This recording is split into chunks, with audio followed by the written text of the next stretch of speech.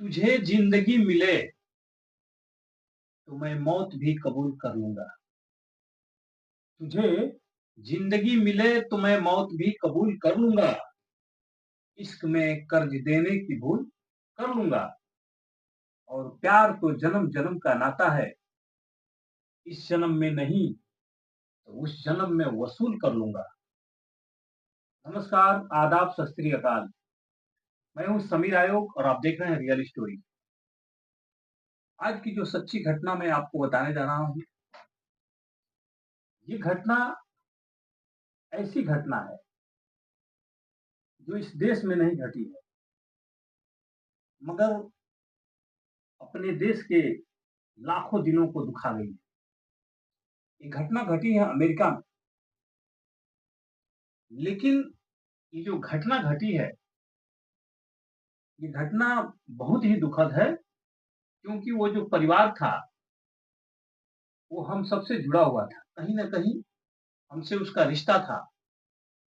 और इसमें जो बात निकल कर आई है, वो सबसे खास बात यही है कि जब भी मैं आपको कोई सच्ची कहानियां सुनाता हूं, तो उसमें ज्यादातर किसी न किसी आशिक या किसी न किसी मासूका के साथ गलत होता है। यानी कोई ना कोई उसमें धोखा देता है, दगाबाजी करता है, चीटिंग करता है, और कोई ना कोई हादसा होता है।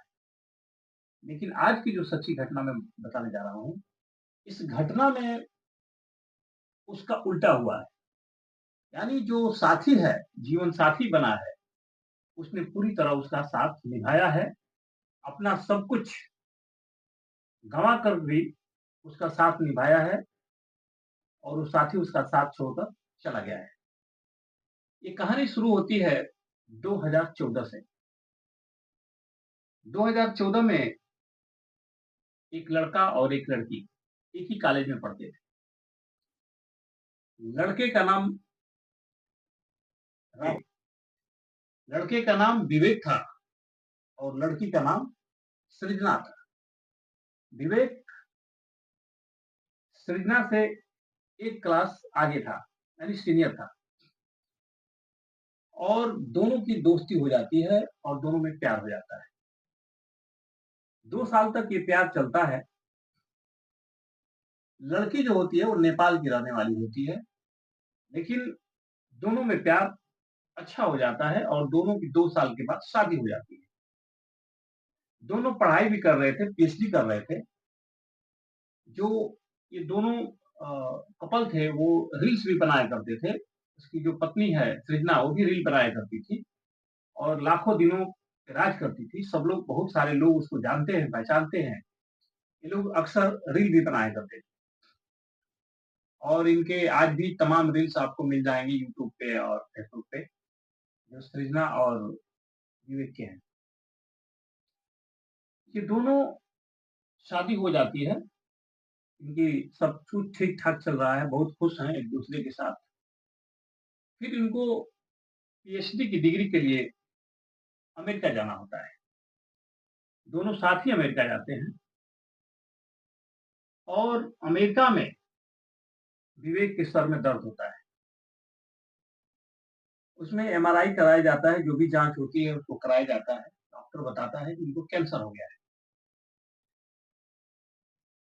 विवेक अब टूटने लगता है, उसको दिमाग में चलने लगता है कि अब मैं मर जाऊंगा, बचूंगा नहीं। लेकिन सृजना उसको धीरज धराती है, ताकि मैं हूं तुम्हारे साथ, तुम्हें कुछ नहीं होगा।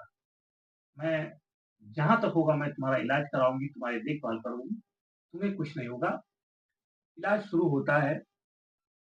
और शादी के बाद जो भी पल खुशी के इनके कटे थे, वो खत्म हो जाते हैं। अब गमों में वो सारा बदल जाता है।